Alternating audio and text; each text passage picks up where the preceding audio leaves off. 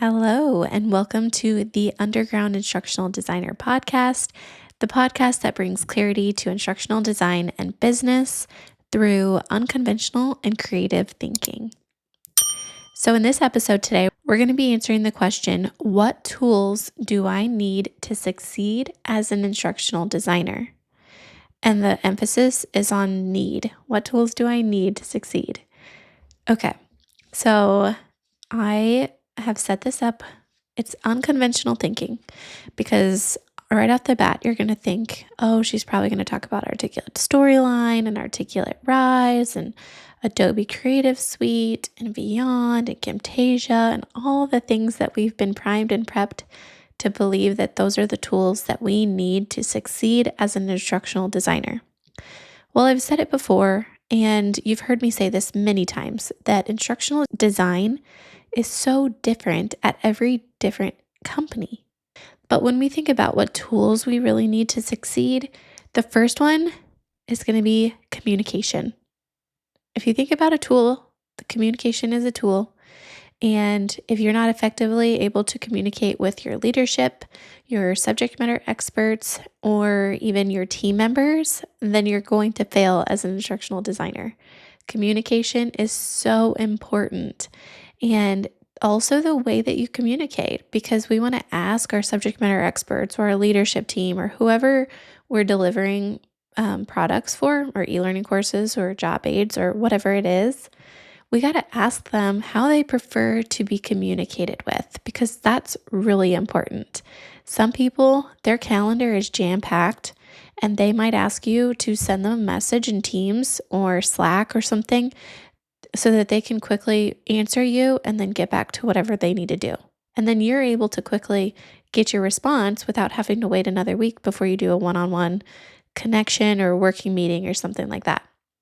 So communication is an important tool to be successful as an instructional designer.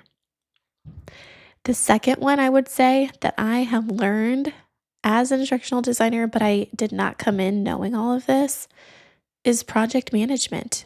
You really have to be able to manage your projects because as instructional designers, we're typically not on one project at a time. That would be nice. I would say 3 to 5 at least projects going at one time with different groups, with different projects, with different initiatives, all of the things. So you have to be able to organize your thoughts, your deliverables, your questions, your review cycles, everything in a way that's very succinct and that you can share quickly with somebody else who needs status updates. So project management is so important and is such a necessary skill for an instructional designer. And now let's talk about the tools, because I named a bunch of them earlier, and you're probably familiar with all of them. And you're probably thinking, if you're new to instructional design, or if you've been in instructional design for a while and you might feel like you're not very good at certain tools, it's not about the tools, really. It's about what you want to do, what's the outcome of the learning that you're aiming for, and which tool best gets you to that outcome. Because it's not always e-learning. I like e-learning. I love to build e-learning. It's not always the answer. A job aid? How are you going to deliver it? Who needs to be able to edit in the future? All of those types of questions need to be answered by your communication skills before you choose a tool. Just willy-nilly going on, figuring out all of these different tools is not going to be what sets you up for success. I will say that knowing the tools once you're asked to do those certain things is really important, and you'll get better at that. It comes as long as you do your due diligence in listening to industry experts, trustable ones. So people that you can trust really is kind of the key to that one. Going to conferences, going to community events like ATD chapters in your community, then you're going to be able to refine your skills and really figure out how those tools can support your work as an instructional designer. Okay, the last one To be successful as an instructional designer, I would say this is probably the most important that I feel like I've had to grow in over the years as well, is listening and having thoughtful questions to ask in every interaction.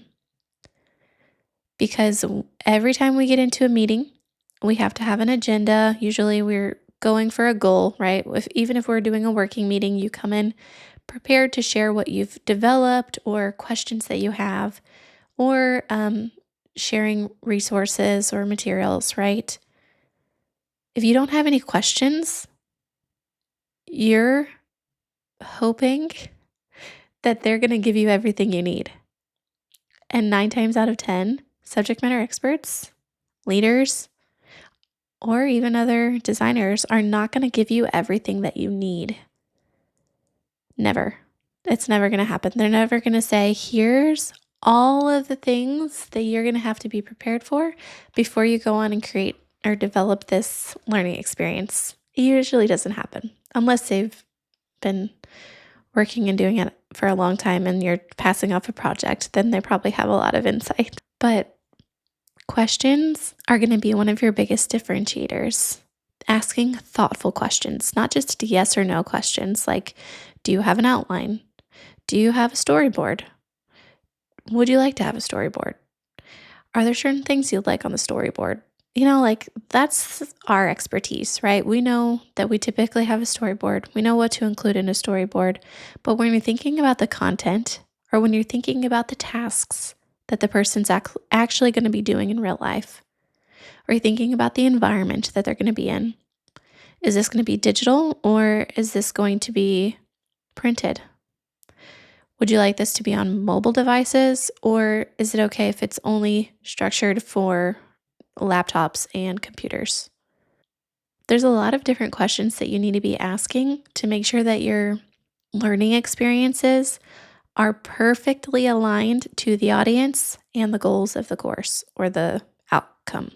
Communication, project management, tools, just knowing which tools to use and when and why. And then questioning. Those will be your differentiators as an instructional designer. Those are kind of like the unicorn skills that people are looking for as instructional designers. They want you to be able to communicate effectively and confidently and be able to share why you might make different design choices, or be able to clearly share where you're at in a process or what you need. They need you to be able to manage your projects so that you can say, hey, I'm at bandwidth. This is too much for me at this point. I cannot take on another project. Would it be okay if I didn't work on that one? Or can I get this project off my plate before I start on a new one? I just want to wrap this one up before I can officially move my thinking to a new project so that I can fully devote myself to this new project as well. And then we're looking at different skills, knowing when to use them, knowing how to use them, and knowing which tools to use for the outcome that you're looking to gain. So, for example, I recently did a project. It was an onboarding project, and I knew that the audience was on site. They were all using their phones. In today's day and age, everybody has a cell phone. Everyone's able to access it quickly. There's no security restrictions or anything like that. Whereas when you go into a new company, you might not be able to have access to your laptop right away. You might not have access to your SharePoint or your email or anything like that, right? But let's say for an onboarding experience, as a new hire in this company, you need to be able to access certain pieces of knowledge or information to apply it immediately at work. Let's say you need to know who all of the leadership team is, what their background is, and how they can be relevant to your role. So instead of just setting them in front of a computer where they have to just review these different videos, maybe you send them on a scavenger hunt and you go to each of their offices, because then you're using your location skills. You're teaching them where they're physically at in a building and how to get to these different places. So then they go to their office. They don't have to talk to them because they're probably busy. Sure, that's no problem. But they can scan an NFC tag right outside their office, which automatically populates some information about them. It could be an app format. It could be a RISE course. It could be a video like we talked about earlier. It could be anything. And then it could be send a text to me. If you use another NFC tag, it automatically starts a text and it says, send a text about so-and-so on their most recent accomplishment. What was their most recent accomplishment?